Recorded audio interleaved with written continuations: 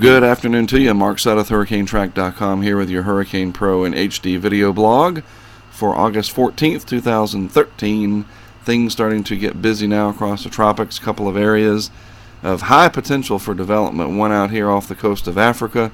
We won't worry about this one for now because it's days and days away from affecting land, at least on this side of the ocean, if it were to ever do so. Odds are extremely against it being that far east.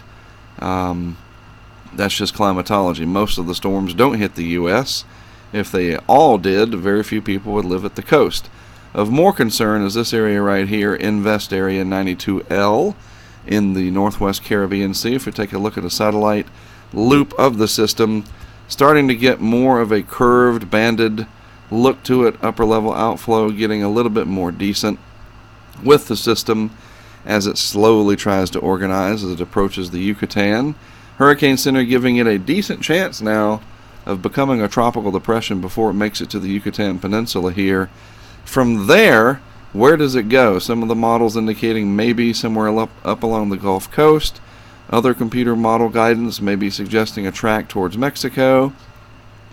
And then all points in between, I guess, could be fair game. A couple of things to look at here. I want to go to my folder of graphics.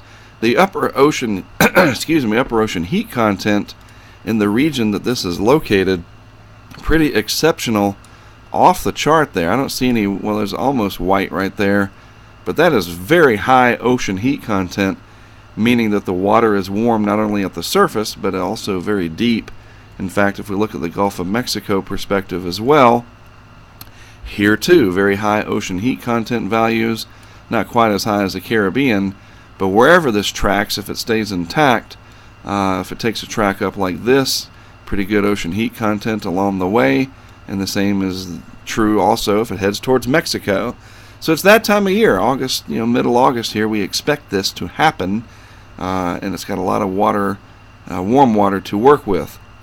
Now, speaking of the models, there's a couple of things to point out here.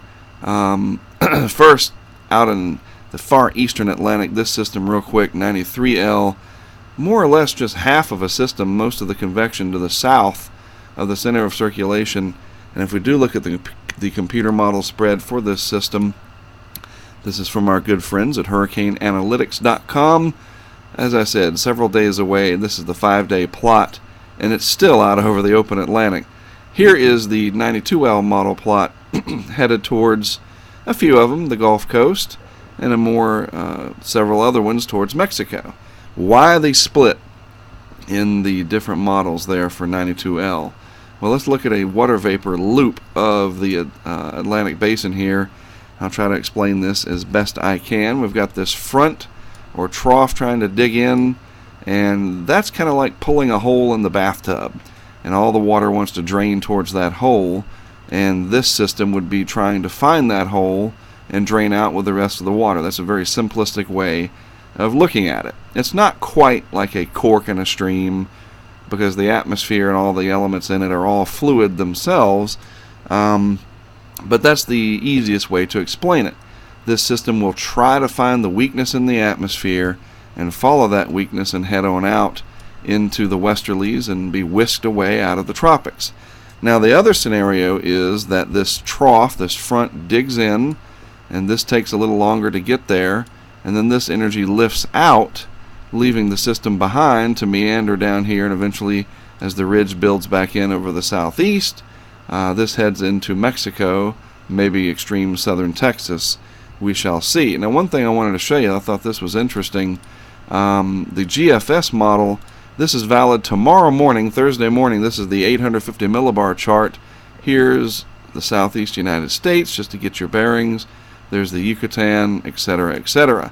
Here's our system right here, and what I'm looking for, and it's not there, is roundness. The more round a weather feature is on our planet, the stronger it is, typically. You see that with hurricanes, tropical cyclones. Now, this is just a vorticity center not related to the tropics sitting over the southeast. This looks better than our system down here, 92L. It's not bundling or focusing the energy around a common center of low pressure. And by day 2, 48 hours out, it's even less organized here in the model. It's just more of a sharp wave in here. Very little vorticity associated with it. It's not showing up on the model, and it would be very obvious to you. Even by day 3, you got a piece up here over the southeast, maybe another one here in the South Carolina low country, and another large piece of vorticity hanging back over the Gulf.